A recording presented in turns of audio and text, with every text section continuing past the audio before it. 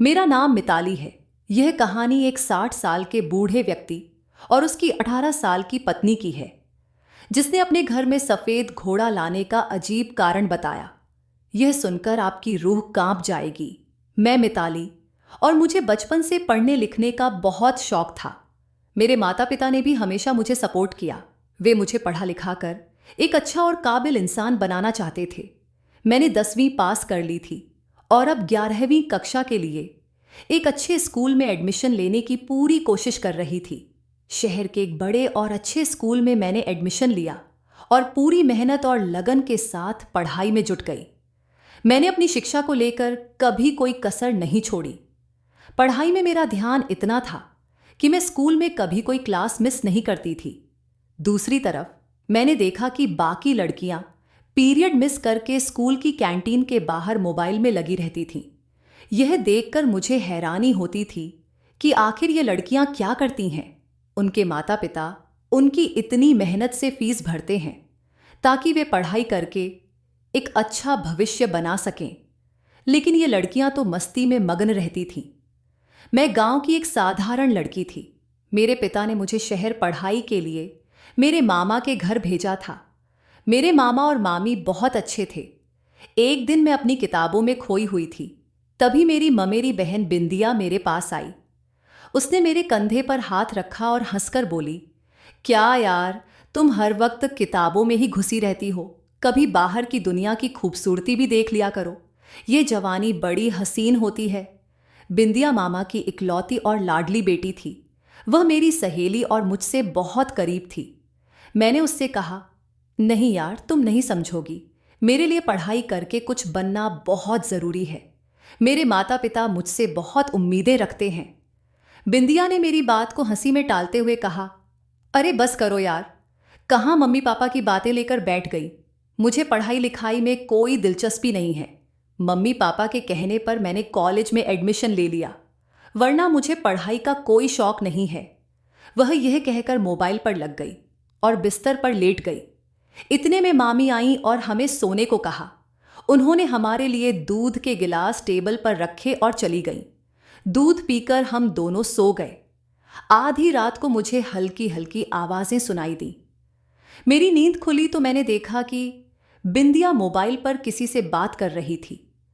मुझे लगा कि वह अपनी किसी सहेली से बातें कर रही है। मैं दूसरी करवट लेकर सोने का नाटक करते हुए उसकी बातें सुनने लगी। जान, तुम कब मिलने आओगे? तब हम दोनों शॉपिंग पर चलेंगे, बिंदिया ने कहा। यह सुनकर मैं चौंक गई। मुझे समझ आ गया कि वह किसी लड़के से बातें कर रही थी। सुबह जब हम कॉलेज के लिए मामा की गाड़ी में बैठे, तब भी मैं रात की बात सोचकर परेशान थी। कॉलेज पहुंचने के बाद मैंने बिंदिया से पूछा, तुम रात को किससे बातें कर रही थी?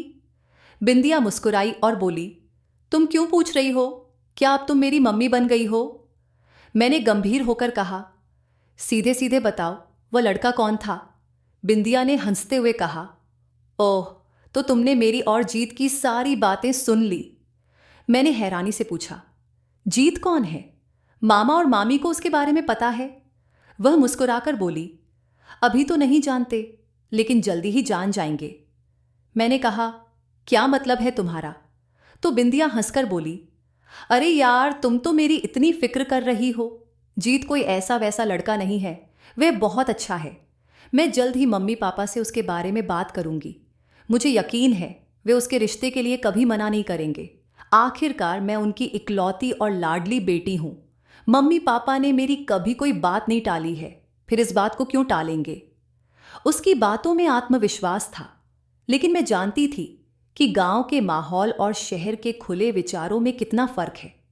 शहर में पसंद की शादी करना आम बात है, लेकिन हमारे गांव में यह सब बहुत बड़ा गुनाह माना जाता है।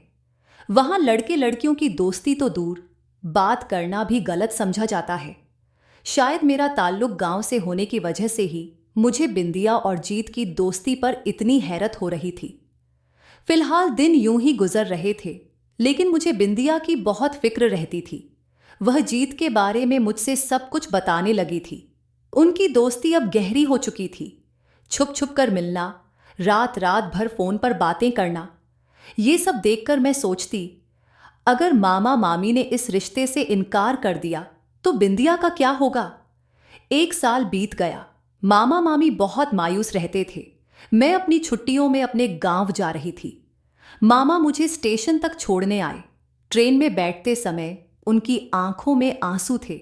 उन्होंने कहा, बेटा, बिंदिया के जाने के बाद तुम ही हमारे लिए बेटी जैसी थी। अब तुम भी जा रही हो, लेकिन अपनी माँ और पिताजी को नमस्ते कहना और अपना ख्याल रखना। ट्रेन चल पड़ी। मैं रास्ते भर बिंदिया के बारे में सोचती रही।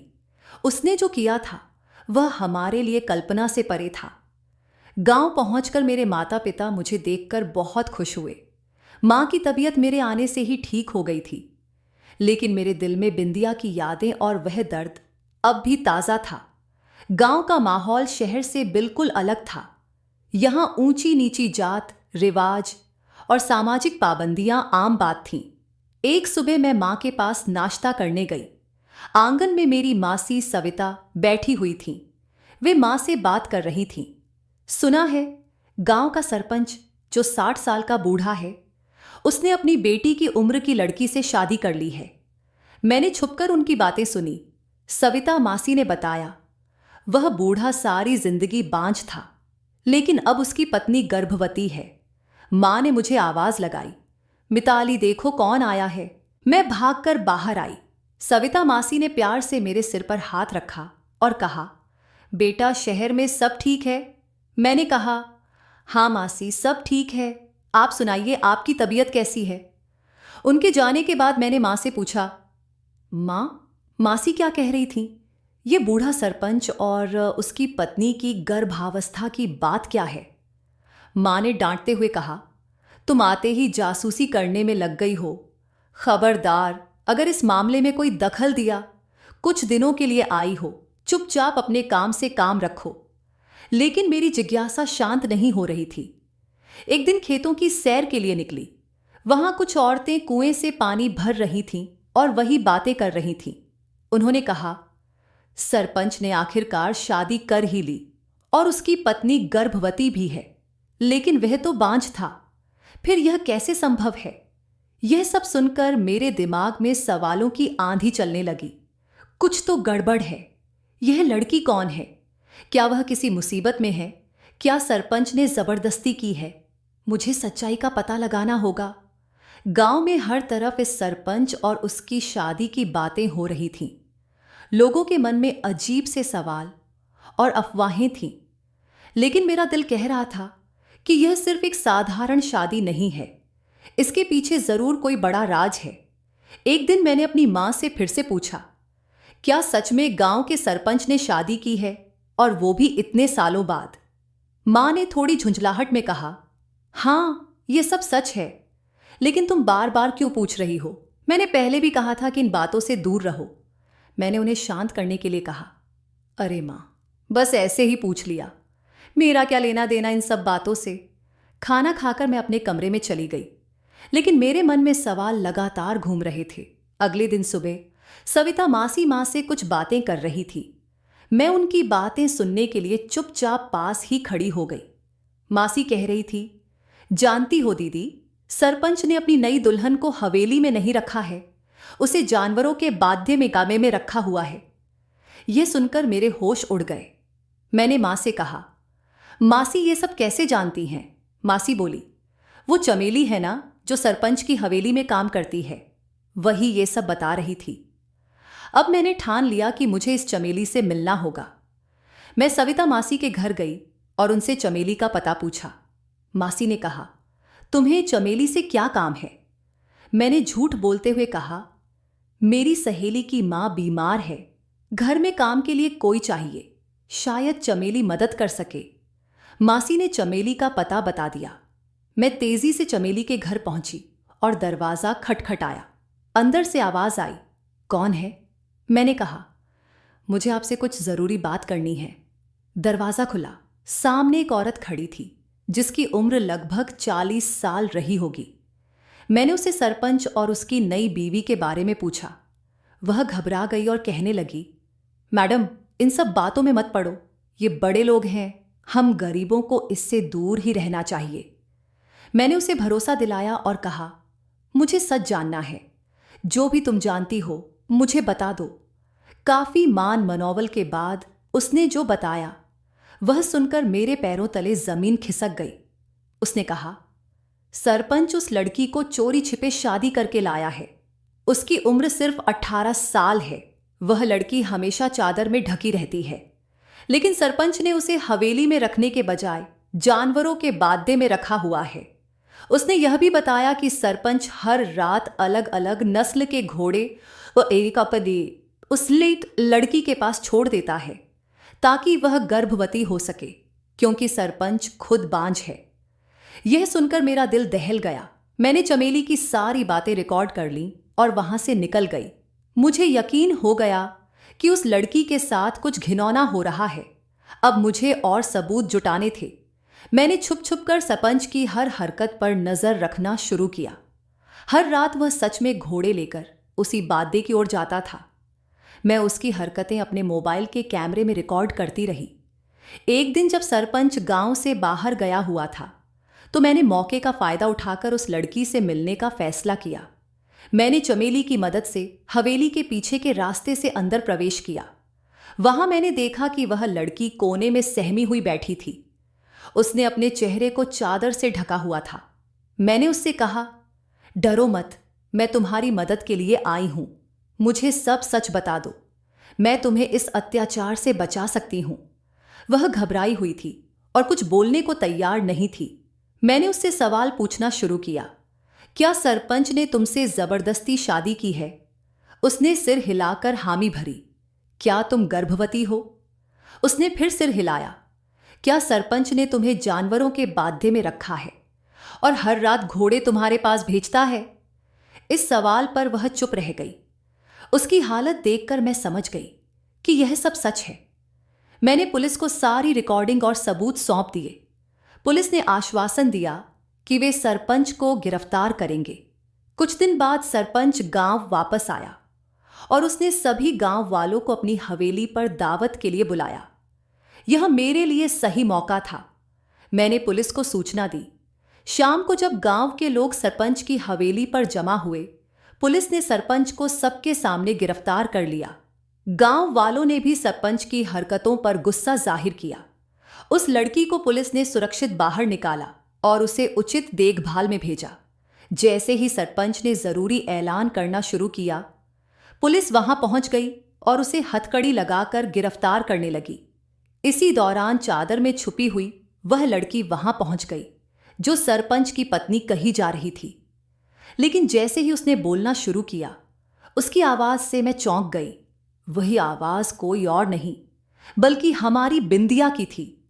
उसे देखकर मैं स्तब्ध रह गई। मेरी आंखें फटी रह गईं। इतने सालों बाद उसे देखकर हर कोई हैरान था, लेकिन मेरे मन में सवाल उमड़ने लगे, ये सब क्या हो रहा है? और वह लड़की जिसे सरपंच की पत्नी बताया जा रहा था, अचानक कहां गायब हो गई? घबराहट में मैंने पुलिस से शिकायत वापस ले ली और सरपंच को रिहा करवा दिया। बिंदिया ने कहा कि वह खुद गांव वालों को पूरी सच्चाई बताएगी। मेरे मामा मामी जो कुछ समय पहले ही गांव आए थे, बिंदिया को इस हालत में देखकर हैरान थे, लेकिन उसे देखकर उनकी खुशी का ठिकाना नहीं था। मां ने बिंदिया को गले लगाया और कहा, बेटी तू कहां थी? जब मेरी नजर बिंदिया के पेट पर गई तो मैं सहम गई। क्या बिंदिया की इस हालत के पीछे सरपंच का हाथ है? मैंने डरते हुए पूछा, बिंदिया यह सब कैसे हुआ? बिंदिया ने सिर झुका लिया और कहा, मैंने एक बड़ी गलती की। मैंने जीत की बातों में आकर घर से भागकर उससे शादी कर ली थी, लेकिन जीत धोखेबाज निकला। जब मैं गर्भवती हुई तो उसने मुझे छोड़ दिया और भाग गया। मैं पूरी तरह बेसहारा हो गई थी। उसी समय यह सरपंच जी मेरी मदद को आगे आए। उसने सरपंच की ओर इशारा करते हुए कहा, इन्होंने मुझे पनाह दी। इन्होंने मेरी हालत को समझा और मुझे अपनी हवेली में छुपा दिया ताकि समाज की बुरी नजरों से मैं बच सकूं। यह सब मेरे ही कहने पर हुआ, क्योंकि मैं खुद दुनिया के सामने नहीं आना चाहती थी। मैंने हिचकिचाते हुए पूछा, लेकिन वह घोड़ों की बात और हवेली में तुम्हें कैद कर रखने वाली बातें? बिंदिया हंस पड़ी और बोली, यह सब अफवाहें हैं। सरपंच साहब को घोड़ों का बहुत शौक है। वे घोड़ों को पालते हैं और उनकी देखभाल करते हैं। बस किसी ने इन्हें गलत समझकर या बातें फैला दी।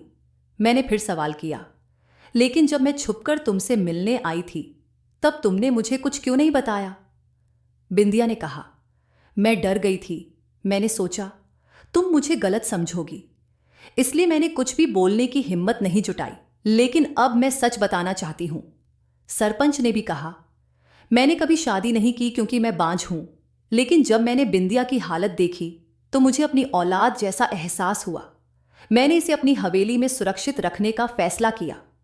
गांव वालों ने यह सच्चाई जानने के बाद सरपंच को सम्मान दिया और उनकी गलतफहमी दूर हो गई। उन्होंने माना कि हर व्यक्ति वैसा नहीं होता जैसा वह बाहर से दिखता है। बिंदिया अपनी गलती पर पछता रही थी।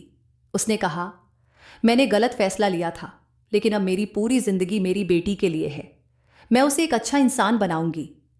कुछ महीनों बाद बिंदिया ने एक प्यारी सी बेटी को जन्म दिया और उसका नाम मिताली रखा। हम सब ने उसे माफ कर दिया और उसकी मदद करने का वादा किया। मैंने अपनी पढ़ाई पूरी की और एक नई जिंदगी शुरू की। लेकिन यह घटना मुझे हमेशा सिखाएगी कि सुनी सुनाई बातों पर यकीन करने से पहले सच्चाई को जान लेना जरूरी है। यदि आपको यह कहानी पसंद आई हो तो इसे लाइक करें, चैनल को सब्सक्राइब करें और घंटी का बटन दबाना न भूलें ताकि अगली कहानी सबसे पहले आप तक पहुंचे।